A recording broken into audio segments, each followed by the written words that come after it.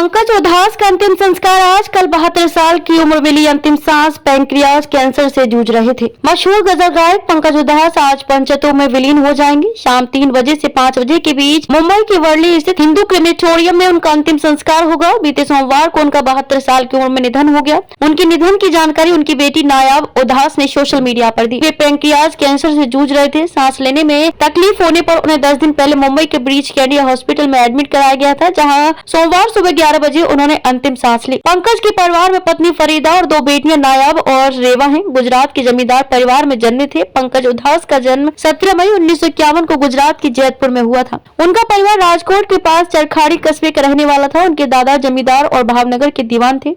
उनके पिता केशुभाई सरकारी कर्मचारी थे। पिता को इसराज एक वाद्य यंत्र बजाने और माँ जीतूबेन को गाने का शौक था। इसके चलते पंकज उधास समेत उनके दोनों भाइयों का रुझान संगीत की तरफ हुआ। स्कूल में पहले गाने के 51 रुपए मिले थे। पंकज ने कभी नहीं सोचा था कि वे सिंगिंग में करियर बनाएंगे। उन दिनों भारत चीन युद्ध चल रहा था। इसी दौरान लता मंगेशकर का ए मेरे वतन के लोगों गाना रिलीज हुआ। पंकज ने ए मेरे वतन के लोगों गाया। उनके गीत से लोगों की आंखें नम हो गयी। सुनने वालों में से एक आदमी ने इनाम में उन्हें 51 रुपए दिए। ये गाने के बदले उनकी पहली कमाई थी। संगीत अकादमी से पढ़ाई की। पंकज के दोनों भाई मनोहर और निर्जल उधास म्यूजिक इंडस्ट्री में जाना पहचाना नाम थे। स्कूल में पंकज की बेहतरीन परफॉर्मेंस के बाद उनके पेरेंट्स को लगा कि पंकज भी अपने भाइयों की तरह म्यूजिक फील्ड में कुछ बेहतर कर सकते हैं। इसके बाद उनका एडमिशन राजकोट की संगीत अकादमी में कराया गया। काम नहीं मिला तो विदेश गए। पढ़ाई के बाद पंकज कई बड़े स्टेज शो पर परफॉर्मेंस देते थे। वे बॉलीवुड में जगह बनाना चाहते थे। उन्होंने 4 साल संघर्ष किया, लेकिन कोई बड़ा काम नहीं मिला। उन्होंने फिल्म कामना में अपने एक गाने को आवाज दी। वो फिल्म भी फ्लॉप हो गई। इसके बाद उन्होंने